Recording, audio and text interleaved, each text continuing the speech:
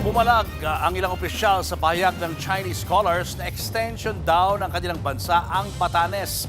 Ayon kay retired Justice Associate Justice Antonio Carpio, lahat na lang daw ay inaangkina ng China. Nasa frontline ng balitang yan si Mobile Journal Fatima Baduria.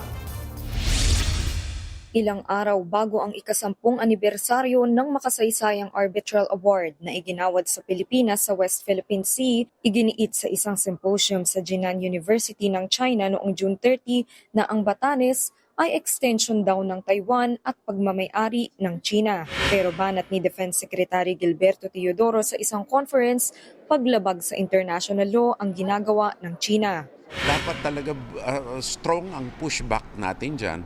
Kasi, number one, hindi lamang ito labag sa international law, hindi labag sa ating saligang batas, kundi labag sa normal na pag-iisip ng tao. Tila lahat na lang daw inaangkin ng China, ayon kay retired Supreme Court Senior Associate Justice Antonio Carpio. Kaya hamon ni Carpio sa China, why don't they bring that issue to the International Court of Justice so there will be a definite ruling? Because what's happening, they want to claim everything. They can claim the moon, but what is the point if there is nobody who will decide?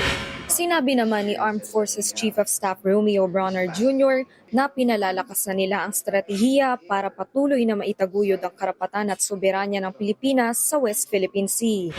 We have expanded joint training, enhanced interoperability, improved maritime domain awareness, and strengthened our collective ability to respond to emerging threats.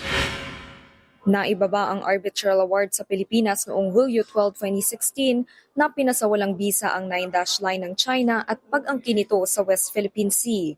Nagbabalita mula sa Frontline, Fatima Baduria, News 5. Mga kapatid, Julius Babaw po. Para sa komprehensibo at makabuluhang balitaan at talakayan, mag-follow at mag-subscribe na sa social media pages ng News 5.